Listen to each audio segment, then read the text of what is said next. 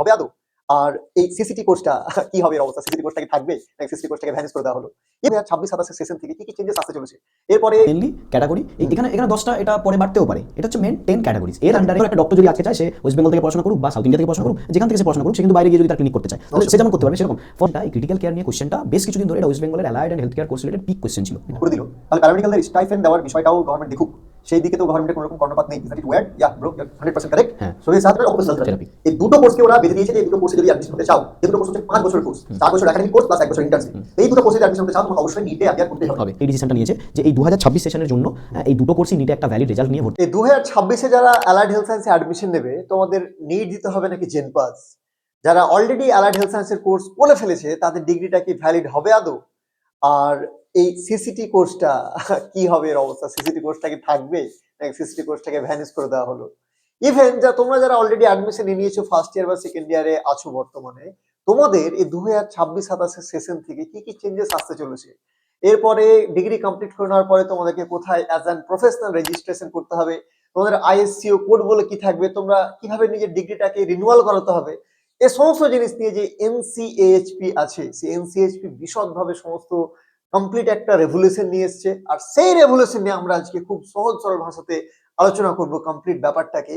আর এই ভিডিওটা যেহেতু অনেক বেশি ডিসকাশনের ব্যাপার, আমরা একটা ভিডিওতে কমপ্লিট করব না, আমরা দুটো পার্টে নিয়ে আসবো। আজকের এই প্রথম পার্টে সবাইকে স্বাগত জানাই। আর এই পার্টটাকে একদমই কমপ্লিটলি নিখুঁতভাবে 100% অ্যাকুরেসির সঙ্গে তোমাদের সামনে রিপ্রেজেন্ট করার জন্য আমি আমার পাশে খুব রিকোয়েস্ট করে স্যারকে পেয়ে গেছি, সুজিত মান্না স্যারকে। Sir, thank you so much once again for joining me. And আজকে স্যারের সঙ্গে মিলে আমরা ডিসকাস করব এক একটা জিনিস খুব নিখুঁতভাবে। আর তোমরা ক্লিয়ারলি তোমাদের যা ডাউট ছিল, আমি অলরেডি ইউটিউবে লটস অফ ডাউটস পেয়েছি তোমাদের ইউটিউবে যে স্যার এটা হবে ওটা হবে এনো তেন লটস অফ ডাউটস। টেনশন নিও না, তোমাদের ডাউটের প্রত্যেকটা ডাউটকে আমরা এখানে 100% সলভ করার চেষ্টা করব আজকে কমপ্লিট ডেটা ব্যাগ অ্যানালিসিসের থ্রুতে। সো লেগে থাকো, স্টে টিউন। সো স্যার, আপনি প্রথমে জাস্ট আমি জানতে চাইবো যে ডাউটস আছে সেগুলো তো আমরা সলভ করবো আস্তে আস্তে ধীরে ধীরে। তো স্যার, আপনি অনেকদিন পরে আমরা আবার আজকে এক হতে পেরেছি, পডকাস্টটা শুট করছি। আপনি কেমন ফিল করছেন স্যার? কেমন আছেন আপনি? একটু আপনার ব্যাপারে একটু বলুন। হ্যাঁ, ভালোই রয়েছি। একটু নিজের ব্যস্ততার জন্য, পার্সোনাল কিছু লাইফের ব্যস্ততার জন্য অনেকদিন আসা হয়নি। তো আমাদের মুখ্য উদ্দেশ্য যেখানে অ্যালায়েড অ্যান্ড হেলথ কেয়ার প্রফেশনালসদেরকে নিয়ে এগোনো, তাদেরকে বিভিন্ন বিষয়ে অ্যালার্ট করানো। আমরা চাইবো যে আমরাও যেহেতু allied and health care professionals এবং পরবর্তী প্রজন্মে যারা অ্যালায়েড অ্যান্ড হেলথ কেয়ার প্রফেশনালসে জয়েন করবে, তো তাদেরকে আমরা যাতে প্রপার ওয়েতে গাইড করতে পারি, এটাই আমাদের মুখ্য উদ্দেশ্য। তো সেজন্য অনেকদিন আমরা ব্যস্ততার কারণে, আমি পার্সোনালি নিজের একটা লাইফের ব্যস্ততার জন্য জয়েন করতে পারিনি। তো আবার চলে এলাম। এবার আমরা চাইবো যে পরবর্তী আরও কিছু ভিডিও কন্টিনিউয়াসলি আমরা পডকাস্টের থ্রু দিয়ে আপলোড করার, বা একটা ওভারঅল ডিসকাশনেও একদিন বসা যাবে এই সমস্ত টপিকগুলো নিয়ে। অবশ্যই sir, thank you so much sir সময় বার করে আসার জন্য। সো প্রথমে স্যার যে জিনিসটা আপনার কাছে জানতে চাইবো যে এখন ধরুন স্টুডেন্ট অ্যাডমিশন নিয়ে নিয়েছে যারা ফার্স্ট ইয়ারে রয়েছে, বা অনেকে আছে যারা অলরেডি কোর্স কমপ্লিট করে ফেলেছে। সো তাদের কাছে এই জিনিসটা এখন যে হঠাৎ করে এনসিএইচপি নামে জিনিসটা কি, বা এর প্রয়োজনটা কি ছিল, বা কে লাগু করলো, আর এক্স্যাক্টলি কিভাবে চেঞ্জেস নিয়ে আসতে চলেছে এনসিএইচপি, যদি এনসিএইচপি জিনিসটা কি সেটার ব্যাপারে একটু বলতেন। ওকে, এনসিএইচপির ফুল ফর্ম যেটা, national council for allied and health care professionals. Okay, এটা ফুল ফর্ম। এবার বিষয়টা হচ্ছে যে এটার মানেটা কি, বা এটা কিভাবে কাজ করে, এটার ইম্পর্টেন্স কি, সেটা জানাটা বেশি জরুরি। আলটিমেটলি যেহেতু আমরা মেডিকেল প্রফেশনালস, আলটিমেটলি যে কোনো একটা, যেগুলো প্রিভিয়াসলি প্যারামেডিক্যাল নামে চলতো, যদি medical lab technology, critical care technology, operation theatre technology, এই সমস্ত কোর্সগুলো বা প্রোগ্রামগুলো পাস আউট করে যে সমস্ত প্রফেশনালসরা বিভিন্ন এই মেডিকেল সার্ভিসের কাজ করতো, তো তাদের একটা প্রপার যে পোস্ট আইডেন্টিটি, সেটা কোথাও একটা ক্রাইসিস ছিল। সে জায়গায় এই এনসিএইচপি কি করবে, যেমন যদি একটা মেডিকেল সার্ভিসে ডক্টর ট্রিটমেন্টের সাথে ডিরেক্টলি অ্যাটাচড, তো তাদের একটা মেনটেন করার জন্য কাউন্সিল রয়েছে। ফার্মাসিস্ট একটা কাউন্সিল রয়েছে, ফার্মাসি কাউন্সিল।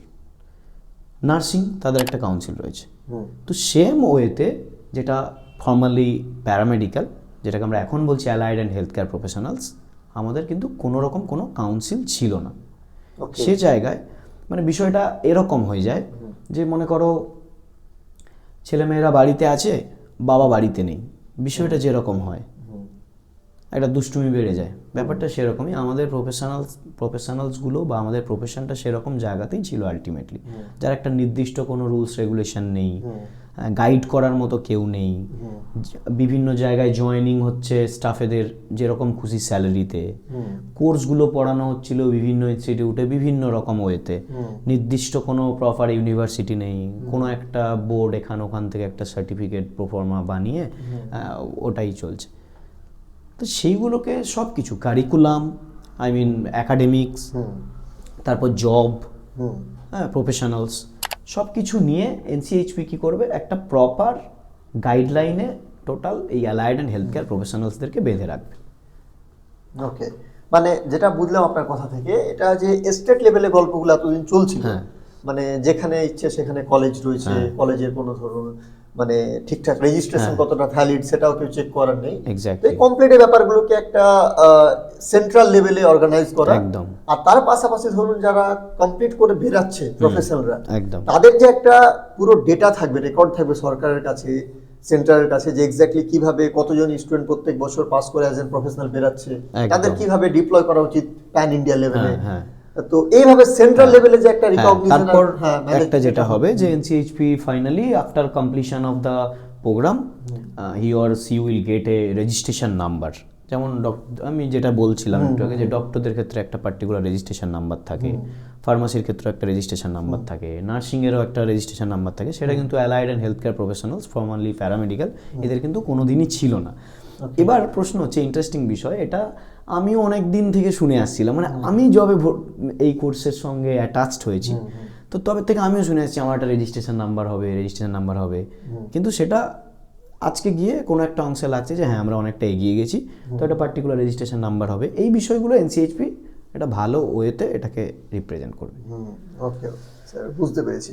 তাহলে এই এনসিএইচপি ধরুন এটা একটা অ্যাক্টের মাধ্যমে এসেছে, এনসিএইচপি অ্যাক্ট যেটাকে বলছে, তো এটা এনসিএইচপি অ্যাক্টটা শুরু হয়েছিল তো আপনার 2021 থেকে প্রথমবার এটার মানে পথ চলা শুরু হয়েছিল, এটার পেছনে ভাবনা, এটাকে প্রতিষ্ঠিত করা হয়েছিল, এনঅ্যাক্ট করা হয়েছিল, কিন্তু এটা আপনার লাগু কবে থেকে হচ্ছে এক্স্যাক্টলি? এটা এবার এই যে 2021-এ বিলটা পাস হয় একটা, যেটা তুমি জানো যেগুলো এই লোকসভা এটা ওটা যেখান থেকে যে ওয়েতে বিলটা পাস হয়, তো এই আইনটা 2021 সালে প্রথম পাস হয়। পাস হওয়ার পরে এটা কিন্তু একটা ভেরি আনফর্চুনেটলি এটা অনেক এক্সেস টাইম লেগে গেল আলটিমেটলি এই প্রজেক্টগুলোকে লাগু করতে, এই রুলস অ্যান্ড রেগুলেশনসগুলোকে ফলো আপ করতে। 2021-এ যেখানে আইনটা পাস হয়ে যায়, বিল যেখানে পাস হয়ে গেছে 2021-এ, আজকে দাঁড়িয়ে 2026-এ আমরা বসে রয়েছি, তার মানে আলটিমেট এই 4-5 বছর মানে ওয়েস্ট অফ টাইম। মানে এটাতে আমার মনে হয় যে অ্যালাইড অ্যান্ড হেলথ কেয়ার যে কোর্সগুলো বা allied and health care professionals তাদেরই আলটিমেট ক্ষতি। স্টেটগুলো অ্যাক্টিভলি হয়তো তৈরি করবে খুব তাড়াতাড়ি, এবং কারিকুলামটা ফলো আপ করতে হবে 2026 থেকে। মানে অ্যাকাডেমিক্স যেটা এবার হতে চলেছে সেটা মাস্ট 2026 থেকেই, 2026-এর যে কোর্স কারিকুলাম সেটা কিন্তু এনসিএইচপি তার আন্ডারে ইউনিভার্সিটি এইভাবে চলবে। যেমন মানে এতদিন থেকে ধরুন মানে ইউনিভার্সিটিরাই একটা সিলেবাস, একটা কারিকুলাম প্রোভাইড করতো তার আন্ডারে প্রত্যেকটা কলেজকে, সেটা সেই কলেজগুলো ফলো করতো। কিন্তু এই বছর থেকে এনসিএইচপির যে বেঁধে দেওয়া গাইডলাইন, সেটা সিলেবাস, কারিকুলাম সমস্ত কিছু, সেটা সেই সেন্ট্রাল কমিটিকে দেওয়া হবে, সেন্ট্রাল বোর্ডকে দেওয়া হবে ইউনিভার্সিটির থ্রুতে, সেটা এবার তার আন্ডারে প্রত্যেকটা কলেজে ইমপ্লিমেন্ট হবে। একদমই তাই। এবং সবচেয়ে ইন্টারেস্টিং বিষয় হলো এটা, সাপোজ আমি যদি অ্যালাইড অ্যান্ড হেলথ কেয়ার প্রফেশনালসের একটা প্রোগ্রামের নাম বলি, যেটা অনেক running program, medical laboratory technology. এই কোর্সটা ওয়েস্ট বেঙ্গলে বেশ কিছু ইউনিভার্সিটির আন্ডারে চলে। তার মধ্যে একটা পপুলার ইউনিভার্সিটি হচ্ছে বিদ্যাসাগর ইউনিভার্সিটি, ম্যাকআউট, তারপর মনে করো আরও এরকম প্রাইভেট টেকনো ইন্ডিয়াতেও আছে, তারপর তোমার আমিটি, এরকম যত প্রাইভেট ইউনিভার্সিটি অনেক মানে অলমোস্ট সবাই হ্যাঁ সবাই, নিউটিয়া, সিস্টার নিবেদিতা, স্বামী বিবেকানন্দ, এই ধরনের যত প্রাইভেট ইউনিভার্সিটিগুলো আছে, সবাই এই মেডিকেল ল্যাব টেকনোলজি কোর্সটা কোথাও বাকি নেই। এবার বিষয় হচ্ছে, কিন্তু এখানে একটুখানি লেন্দি যাবে ভিডিওটা, বাট আমি একটুখানি বলে নিই শুরু যখন করলাম। এবার এই মেডিকেল ল্যাবরেটরি টেকনোলজি কোর্সটা ওয়েস্ট বেঙ্গলে কিন্তু সবচেয়ে প্রথমবার শুরু করেছিল বিদ্যাসাগর ইউনিভার্সিটি। এটা কিন্তু গভর্নমেন্ট ইউনিভার্সিটি, বিদ্যাসাগর ইউনিভার্সিটি। তখনও কিন্তু West Bengal university of health সায়েন্সের আন্ডারে ছিল না এই কোর্সটা। এবার West Bengal university of health science, যেটা এমবিবিএসদের যেটা বোর্ড বা মাস্টার লেভেলের ডক্টরি যেটা বোর্ড, তারা কোর্সটা চালু করে এবং এখন রানিং চলছে। এবার বিদ্যাসাগর ইউনিভার্সিটির মেডিকেল ল্যাব টেকনোলজির যে সিলেবাস, আবার WBUHS এর যে মেডিকেল ল্যাব টেকনোলজির সিলেবাস, এখানে কিন্তু ইউনিফর্মিটি খুব একটা নেই, পার্থক্য রয়েছে। দেখুন, ওকে, এবার সেই জায়গায় এনসিএইচপি কি করবে, এই পার্টিকুলার যে কারিকুলাটা, যেগুলোর বেশ কয়েকটা 14 মনে হয় লাস্ট যেটা রিলিজ হলো, 14খানা কারিকুলা ওরা রিলিজ করেছে।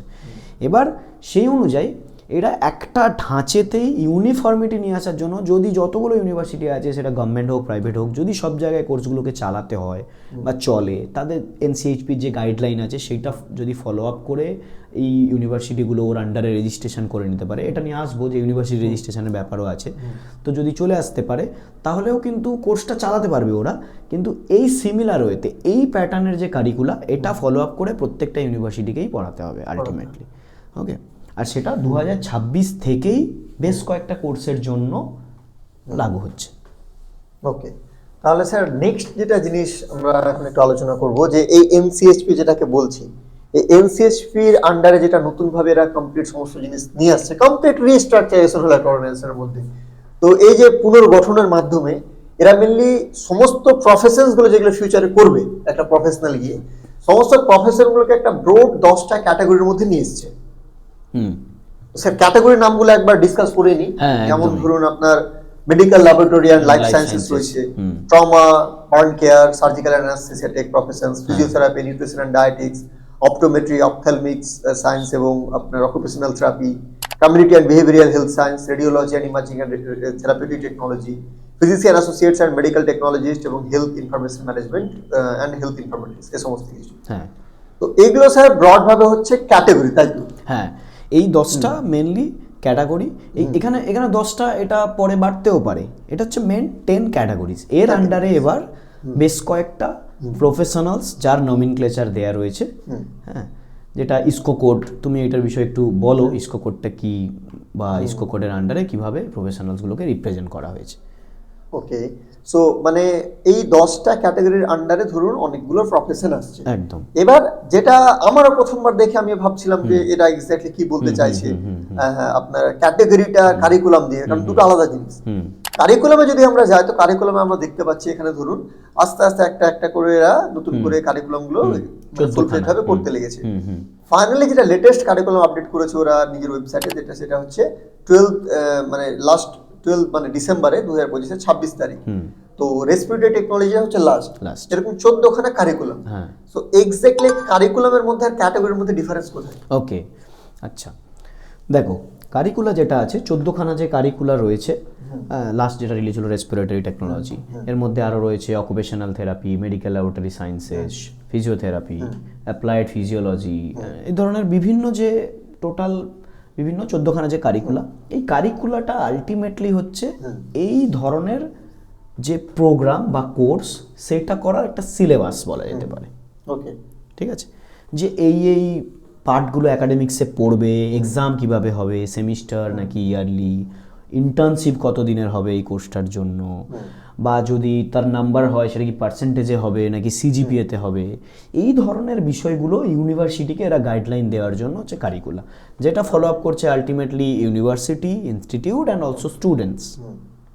হলো, আর ক্যাটাগরি হচ্ছে আলটিমেটলি, যদি আমি প্র্যাকটিক্যালি বিষয়টাকে বলি, এই প্রোগ্রামগুলো একটা স্টুডেন্ট কমপ্লিট করে, ইন্টার্নশিপ কমপ্লিট করে সে যখন প্রফেশনসে জয়েন করছে, সে যখন প্রফেশনাল হচ্ছে, কোনো জায়গায় জব করছে, তখন সে আলটিমেট ওই যে 10টা লিস্টিং ক্যাটাগরি, তার আন্ডারে কোনো একটা ইসকো কোডে সে একটা পার্টিকুলার নমিনক্লেচারে জয়েন করছে, যেটা তার জব রোল বা সেটা তার জব পোস্ট। ওকে, মানে যেটা আমি আপনার কথা বুঝলাম, ধরুন একটা স্টুডেন্ট যদি এখন রেসপিরেটরি টেকনোলজি চুজ করলো, ওকে ওটার কারিকুলাম ওই কোর্সে ভর্তি নিল, অ্যাডমিশন নিল, একটা 4 বছর 3 বছর যা আছে কোর্সটা কমপ্লিট। একদম একদম। তো এই কোর্সটা যখন সে কমপ্লিট করছে, তারপরে কমপ্লিট হয়ে যাওয়ার পরে কিন্তু তার কাছে অপশন থাকছে যে ওই আন্ডারেও কি কি জব আরো পেতে পারে। হ্যাঁ হ্যাঁ হ্যাঁ হ্যাঁ, তাই তো জব রোল বা জব নমিনক্লেচার, তার পোস্টের নাম হবে তখন রেসপিরেটরি টেকনোলজিস্ট। হ্যাঁ, পোস্টের নাম ধরুন এবার তখন ওর ক্যাটাগরি চলে আসতো medical technologist and physician associate. একদম একদম। এবার এখানে স্যার দেখতে পাচ্ছি পাশাপাশি প্রত্যেকটা প্রফেশনের নামের পাশে একটা ইসকো কোড দেওয়া রয়েছে। হ্যাঁ, সো এই আইএসসিও কোডটা কি? এটা হচ্ছে actually international standard of classification of occupations, মানে এটা বিশ্বব্যাপী ওয়ার্ল্ড ওয়াইড রিকগনাইজ করা পেশাগুলোর একটা কমন নাম। মানে যে কোডটা ধরো আজকে আমাদের ভারতে রেসপিরেটরি টেকনোলজিস্ট, তো ওর যেটা কোড ইন্ডিয়াতে রয়েছে, যদি কোডটার নাম বলি কত 3259 3259, তো বিদেশে গেল ফরেনে গেল তোমার 3259 যখন কোড দেবে, এই কোডটা দিয়ে ওরা জানতে পেরে যাবে যে হ্যাঁ এটা রেসপিরেটরি টেকনোলজিস্টের, ওটাকে রেফার করে, ওটাকে ডিনোট করে।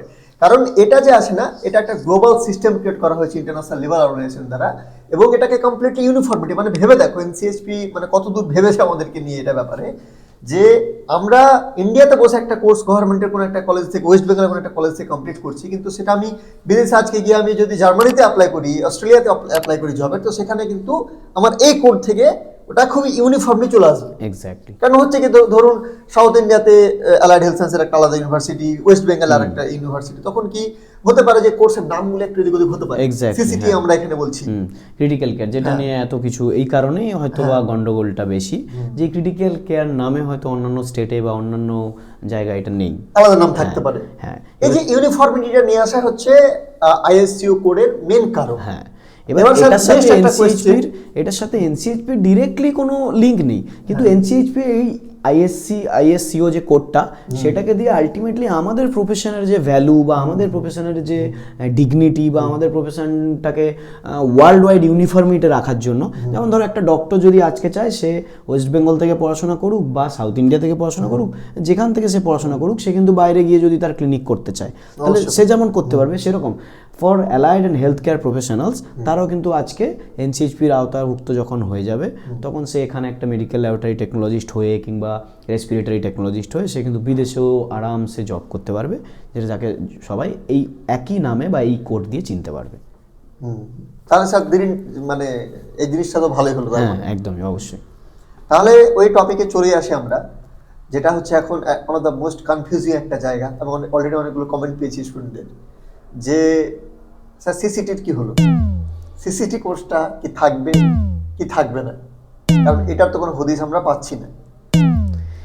ওকে, দেখো এখানে যেটা লাস্ট যে কারিকুলারটা রিলিজ হয়েছে রেসপিরেটরি টেকনোলজি, সেটাতে ডিরেক্টলি হয়তো কোনো জায়গায় এইভাবে বলা নেই যে ক্রিটিক্যাল কেয়ার টেকনোলজিস্ট যারা ওয়েস্ট বেঙ্গল থেকে পড়াশোনা করেছে, আমি ওয়েস্ট বেঙ্গল এই কারণেই বলছি কারণ মোস্ট অফ দ্য ইউনিভার্সিটি বা West Bengal university of health সায়েন্সের আন্ডারে ক্রিটিক্যাল কেয়ার টেকনোলজিটা ওয়েস্ট বেঙ্গলে খুব পপুলার একটা allied and health care courses, কিন্তু যেটা অন্যান্য স্টেটে এই নামে কিন্তু নেই কোর্সটা। কিন্তু যেটা দেখতে পাচ্ছি, তো এনসিএইচপির যে লাস্ট যে কারিকুলারটা রিলিজ হয়েছে রেসপিরেটরি টেকনোলজি, তার বিভিন্ন পার্টে এই ক্রিটিক্যাল কেয়ার রিলেটেড অ্যাটাচমেন্টগুলো রয়েছে। যদি এক্সাম্পল বলা হয়, আমরা যখন ডিসকাশন করছিলাম তখন দেখছিলাম যে সিলেবাস বলো বা ইন্টার্নশিপ এরিয়াগুলো বলো বা জব রোলগুলো বলো, তো সে জায়গায় কিন্তু ক্রিটিক্যাল কেয়ার টেকনোলজিস্টরা যে ধরনের পার্টগুলোর সঙ্গে অ্যাটাচ, তো রেসপিরেটরি টেকনোলজিতে সেই পার্টগুলো কিন্তু অ্যাটাচ রয়েছে। তো সেই জায়গা থেকে আমরা বলতে পারি যে ওয়েস্ট বেঙ্গলের পপুলার যে কোর্সটা ক্রিটিক্যাল কেয়ার টেকনোলজি, সেটা খুব সম্ভবত বাদ হয়তো হবে না, কিন্তু এই রেসপিরেটরি টেকনোলজি এই নামে বা এর আন্ডারে কিন্তু থাকবে কোনোভাবে, এটুকু আমরা বলতে পারি আপাতত। আমি একটা কথা বলতে চাইবো যে ধরুন মানে এইটা যখন প্রথমবার এটা নিয়ে পডকাস্ট নিয়ে আসার কথা ভেবেছিলাম, তখন যখন আমি নিয়ে সমস্ত কিছু জিনিস রেডি করছিলাম, তখন কিন্তু আমি একবার ভেবেই নিয়েছিলাম যে হয়তো এই ইমার্জেন্সি মেডিকেল টেকনোলজিস্ট, যেটাতে ব্র্যাকেটে প্যারামেডিক লেখা রয়েছে, burn care technologist and advance care paramedic, আমি ভেবেছিলাম হয়তো যেটার মধ্যে সিসিটিভ ফল করবে। কিন্তু এরা না, এটা রেসপিরেটরি টেকনোলজি যেটা আছে এটার মধ্যে কিন্তু এখন খুব ভালো মতো ডিটেলস দিয়ে দিয়েছে। ক্রিটিক্যাল কেয়ার বলে ওরা অলরেডি রোল মেনশন করে রেখেছে। হ্যাঁ এক্স্যাক্টলি, ওটাই তো বলছি, হাই প্রবাবিলিটি রয়েছে যে রেসপিরেটরি টেকনোলজি আন্ডারে ওটা চলে আসতে পারে। চলে আসতে পারে। তবুও আমরা এখানে 100% শিওর এটা কথা বা এটা গ্যারান্টি নেওয়া যাবে না, হ্যাঁ কারণ এই ড্রাফট কারিকুলামে স্যার আমরা কিছু কারিকুলাম এখন দেখতে পাচ্ছি, হ্যাঁ, যেমন ধরুন রেসপিরেটরি টেকনোলজিটা পাবলিশ করে দিয়েছে। এরপরে কিন্তু নিউক্লিয়ার মেডিসিন টেকনোলজি আসছে, হ্যাঁ medical and psychiatric social work আসছে, মেডিকেল ফিজিক্স এটা আসছে, আপকামিং রয়েছে। তো এইভাবে নিয়ার ফিউচার যদি কিছু চেঞ্জেস আসে সেটা আসতে পারে, সেটাও হতে পারে অবশ্যই। যেমন আমি এখানে তাহলে আরেকটা কথা বলবো, যেমন এই ক্যাটাগরি ছিল, এই ক্যাটাগরিতে যেটা 10টা লিস্টিং রয়েছে, এটা কিন্তু তার মানে এটা না, এটা খুব সম্ভবত যে এই 10টা কোনোদিন 11টাও হতে পারে। যদি প্রোগ্রাম বাড়বে, কোর্স বাড়বে, তখন ক্যাটাগরিও বাড়বে। কিন্তু ইসকো কোডটা কোনোদিনও কারোর সাথে আর ম্যাচ আপ হবে না। ইসকো কোডটা পরপর বেড়েই যাবে, যত নতুন প্রফেশনস ওখানে অ্যাড হবে সেটা ওই ক্যাটাগরির আন্ডারে থাকবে, কিন্তু তার প্রফেশনের যে আইএসসিও কোড সেটা বাড়তে থাকবে। এই হচ্ছে এটার মেন মোটো। এবার আমরা চলে আসি, যারা ইউটিউবে তোমরা ডাউট করেছো, বেশ কয়েকটা ডাউটস পেয়েছি ইউটিউবে কমেন্টে, তোমরা জিজ্ঞেস করেছো, বা কিছু আমি ওভার কলস আর হোয়াটসঅ্যাপে কিছু ডাউটস পেয়েছি, গার্জিয়ানদের ডাউটস পেয়েছি। সেই ডাউটসগুলো নিয়ে আমরা একটু কথা বলে নেবো এখন। সো প্রথম যে ডাউটটা আমরা পেয়েছি, only one question, what will be the future of critical care technology or sciences? Will it be included as curriculum of trauma burn care? হ্যাঁ, যেটা আমরা অলরেডি এটা নিয়ে ডিসকাস করলাম, তো সেটা আমরা আবারও বলছি যে কোর্সটা খুব সম্ভবত, যেটা ওয়েস্ট বেঙ্গলের একটা খুব পপুলার প্রোগ্রাম, যেটা আগে ফর্মালি প্যারামেডিক্যাল যখন ছিল তখন থেকেই চলে আসছে, সে জায়গায় অ্যালায়েড অ্যান্ড হেলথ কেয়ার কোর্সের আন্ডারে এটা থাকবে, খুব সম্ভবত বাদ পড়বে না। তবে যেটা আমরা দেখছিলাম, আমরা হয়তো ভেবেছিলাম, তুমিও বা আমি যখন ডিসকাস করি এগুলো নিয়ে, আমরা যখন বলছিলাম যে এটা খুব সম্ভবত হয়তো ট্রমা অ্যান্ড বার্নের আন্ডারে যেতে পারে, যেহেতু ওখানে ওই প্যারামেডিক টার্মটা ছিল, সেখান থেকে আমরা গেস করছিলাম।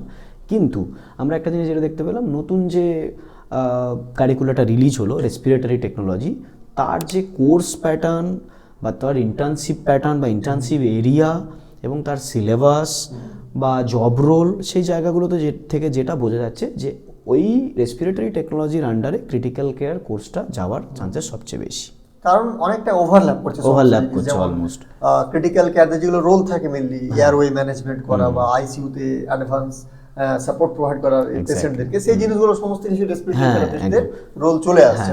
আর সম্ভবত ওটাই হবে। হ্যাঁ, আর একটা ইন্টারেস্টিং ভাবে তুমি যেটা দেখালে তখন, যে রেসপিরেটরি টেকনোলজির মধ্যে প্রত্যেকটা পয়েন্টে জব রোল হোক বা ইন্টার্নশিপ এরিয়া হোক, প্রত্যেকটা জায়গায় প্রথমেই ক্রিটিক্যাল কেয়ার মানে ওই পার্টগুলো আসছে। অতএব সে জায়গা থেকে আমরা একটা ধরেই নিতে পারি যে ক্রিটিক্যাল কেয়ারটা বাদ যাচ্ছে না রেসপিরেটরি টেকনোলজির আন্ডারে, খুব সম্ভবত এইভাবে হয়তো কখনো সেটার নাম চেঞ্জ হোক বা কিছু অ্যালাইনমেন্ট করে এটা থাকছে, এটুকু বলা যেতে পারে। আচ্ছা, নেক্সট আরেক ভাই কোয়েশ্চেন করেছে, ক্রিটিক্যাল কেয়ার টেকনোলজি তো এনসিএইচপি এর আন্ডারে নেই, ওটা কি আপকামিং কারিকুলামে অ্যাড হতে পারে এনসিএইচপি এর আন্ডারে? সো এক্স্যাক্টলি যেটা আমরা অলরেডি আলোচনা করলাম যে রেসপিরেটরি টেকনোলজিস্টের আন্ডারে আসছে। আর এই কোশ্চেনটা, এই ক্রিটিক্যাল কেয়ার নিয়ে কোশ্চেনটা বেশ কিছুদিন ধরে এটা ওয়েস্ট বেঙ্গলের allied and health care course related pick question ছিল, এটা সত্যি কথা বলতে। এবং সবচেয়ে খুব রেপুটেড কোর্স একটা ওয়েস্ট বেঙ্গলে, একদমই রেপুটেড কোর্স। সবচেয়ে বড় ব্যাপার যে আমাদের ওয়েস্ট বেঙ্গলের এই কোর্সটা খুবই রানিং, তো সেই জায়গা থেকে তো বাদ যাওয়ার প্রশ্নই ওঠে না। তো আশা করা যাবে যে এটা পরবর্তী দিনে যদি অন্য কোনো কারিকুলার রিলিজ করে অন্য কোনো ক্যাটাগরিতে আসে, আদারওয়াইজ আপাতত রেসপিরেটরি টেকনোলজির সাথে থাকছে, যেটা আমরা অলরেডি ডিসকাস করি। আমার যদি ব্যক্তিগত মতামত দিই, তো আমার যেটা এখন অব্দি অবজারভেশন, 99.9% চান্স এটা রেসপিরেটরি টেকনোলজির আন্ডারে থাকবে, 1% এর জন্য এনসিএইচপি এর উপর ছেড়ে দিচ্ছি। হ্যাঁ এক্স্যাক্টলি, হ্যাঁ, কারণ কাল কিসনে দেখা है कोई नहीं देखा है। এক্স্যাক্টলি। আর সবচেয়ে বড় ব্যাপার ফিউচার অ্যাসপেক্টস, যেখানে এনসিএইচপি এত কিছু ভেবে এগোচ্ছে, আই হোপ কি ফার্দার আরও কোনো ভালো ইভলিউশন হবে, তো সেটা নিয়ে ওরা ভাববে, দেখা যাক। এইবার স্যার এখানে একটা কোশ্চেন আসবে যে যারা অলরেডি সিসিটি করে ফেলেছে 2014, 15, 16, 17 ব্যাচে যারা ভর্তি হয়েছে, যাদের 18, 19, 20-তে কমপ্লিট হয়ে গেছে, তাদের ক্ষেত্রে তাহলে কি হবে যারা অলরেডি সিসিটি করে ফেলেছে?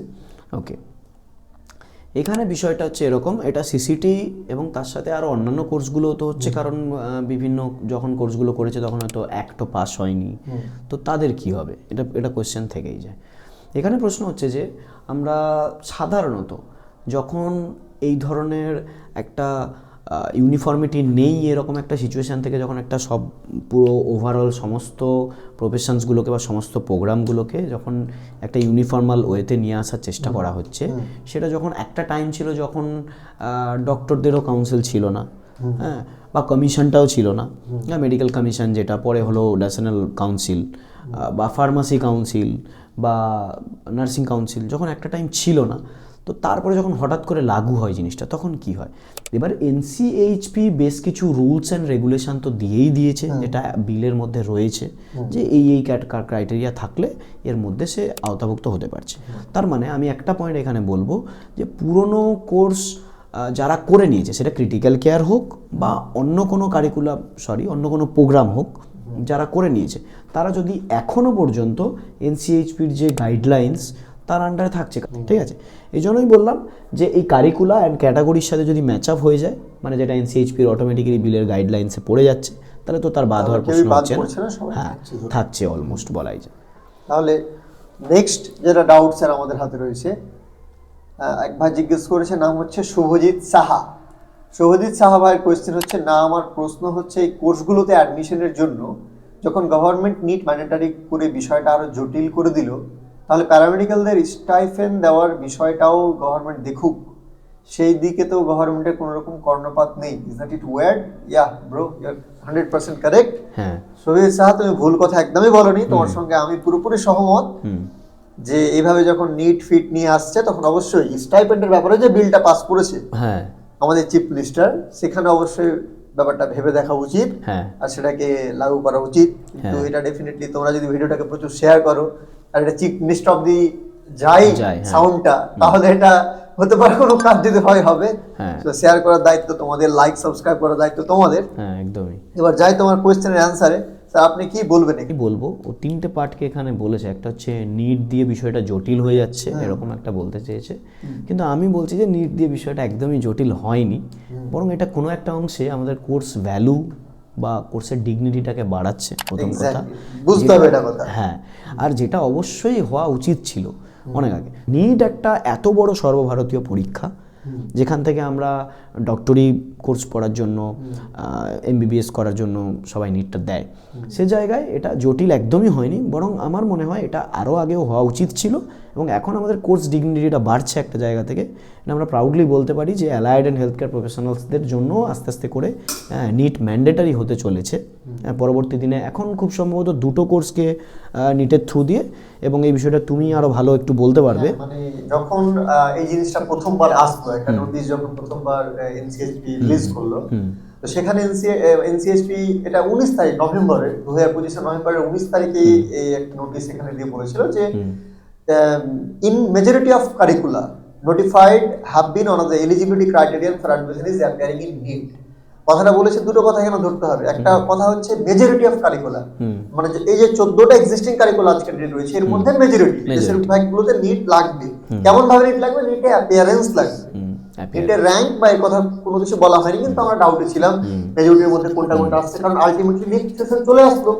এখন স্টুডেন্ট, আমি রীতিমতো কল পাচ্ছি, স্যার জেড পাসের জন্য খাটবো না, নিটের জন্য খাটবো, কি দিয়ে অ্যাডমিশন হবে, আমি এগুলো অলরেডি কোয়ারিজ পাচ্ছি স্টুডেন্টদের। তো এখন কথা হচ্ছে এটাই যে অলরেডি এইটা ডাউটের সলিউশন করার জন্য গত 2 দিন আগে 9 জানুয়ারি আবার এনসিএইচপি আরেকটা লেটার রিলিজ করেছে, আর সেই নোটিশে ওরা মেইনলি মেনশন করেছে 2টো কোর্সের কথা। একটা হচ্ছে আপনার ব্যাচেলর ইন ফিজিওথেরাপি, আর একটা হচ্ছে আপনার অকুপেশনাল থেরাপি। এই 2টো কোর্সকে ওরা বেঁধে দিয়েছে যে এই 2টো কোর্সে যদি অ্যাডমিশন হতে চাও, যে 2টো কোর্স হচ্ছে 5 বছরের কোর্স, 4 বছর একাডেমিক কোর্স প্লাস 1 বছর ইন্টার্নশিপ। তো এই 2টো কোর্সে যদি অ্যাডমিশন হতে চাও, তোমাকে অবশ্যই নিটে অ্যাপিয়ার করতেই হবে, এবং একটা ভ্যালিড রেজাল্ট লাগবে। মানে কোনো পার্টিকুলার র‍্যাঙ্ক ম্যান্ডেটরি হচ্ছে না, একটা ভ্যালিড রেজাল্ট চাই। হ্যাঁ, কিন্তু ভ্যালিড রেজাল্ট চাই। ওকে, এটা কথা বেঁধে দিয়েছি। তার মানে স্যার এখান থেকে আমরা এটা ধরতে পারি, এই বছর 2টো এখন বেঁধে দিয়েছে, কিন্তু আপকামিং ইয়ার্সে হতে পারে আরো কিছু কারিকুলার মধ্যে প্রবেশ করবে।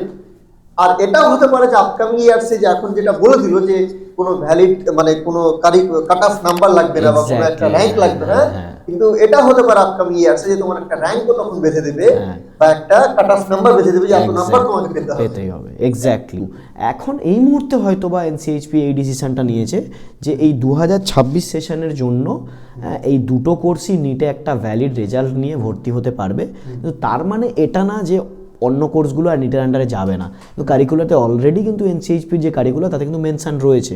তার মানে এটা তুমি যেটা বললে একদমই ঠিক, যেটা পরবর্তী সময় হয়তো বা এর ঠিক পরের বছর থেকে এটা চালু হতে চলেছে, যে বেশ কয়েকটা majority of the allied and health care courses চলে যাবে নিটের আন্ডারে, আর খুব সম্ভবত একটা কাট অফেও ফিক্সড হবে, যেটার ছাড়া হয়তো বা ভর্তিই হতে পারবে না, বিষয়টা এরকমভাবে চলে যাবে। কারণ আলটিমেটলি উন্নতির দিকে আছে, জিনিসপত্র ভালো আছে। আমি তোমাদেরকে সাজেস্ট করবো যারা এই বছরের অ্যাসপিরেন্ট, তোমরা যদি ভিডিওটা দেখে থাকো অবশ্যই খাটো ভালো করে এই বছর ঢুকে যাওয়ার চেষ্টা করো। ঝামেলা কম আছে, কমপ্লেক্সিটি কম আছে, জটিলতা বাড়বে, কমপ্লেক্সিটি বাড়বে, তোমাদের ভালো কলেজ পাওয়ার চান্সেস কমে যাবে। তো খাটো, পরীক্ষা ক্র্যাক করো। হ্যাঁ, আচ্ছা, এই শুভজিৎ সাহা এর কিন্তু আরো দুটো কোশ্চেন ছিল, আমি একটু ব্রিফলি বলে চলে যাব। আচ্ছা, একটা হচ্ছে তোমাদেরকে কোর্স কমপ্লিট করার পরে রেজিস্ট্রেশন কিভাবে করতে হবে, তোমাদের ইন্টার্নশিপের মধ্যে কি রুলসের চেঞ্জেস আসছে, আর তোমাদের কোর্স কমপ্লিট করার পরে নিজের জবটাকে, নিজের ডিগ্রিটাকে টিকিয়ে রাখার জন্য কি ধরনের ডিউটি আওয়ার্স বা কি ধরনের লার্নিং আওয়ার্স কমপ্লিট করতে হবে, যে সমস্ত কিছু অলরেডি আমাদের এনসিএইচপির গাইডলাইন্সে অ্যাভেলেবেল রয়েছে ডেটা, এ সমস্ত ডেটা নিয়ে আর এই শুভজিতের যে নেক্সট কোয়েশ্চেনের অ্যান্সারগুলো রয়েছে এটা নিয়ে আমরা নেক্সট যে পার্ট আছে সেই পার্টে কভার করছি। সো এই ভিডিওটা কমপ্লিটলি এতদূর দেখে থাকলে অত্যন্ত ধন্যবাদ। অবশ্যই চ্যানেলটাকে সাবস্ক্রাইব করো, আমাদেরকে একটু গ্রো করতে সাহায্য করো, যাতে করে এই ধরনের কন্টেন্ট, একদম ইউজফুল ইনসাইটফুল কন্টেন্ট তোমাদের জন্য মোটিভেশনের সঙ্গে আমরা বানিয়ে নিয়ে আসতে পারি। আর পরের পার্টটা অবশ্যই মিস করো না, অবশ্যই দেখো, চ্যানেলে আপলোড হবে খুব দ্রুত। Thank you.